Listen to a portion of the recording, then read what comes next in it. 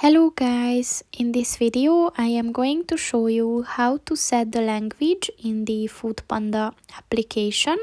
But first I just want to mention, don't forget to subscribe to my channel, because at 10,000 subscribers I am going to show you my whole YouTube revenue statistics and growth strategy, as well as how to make money online.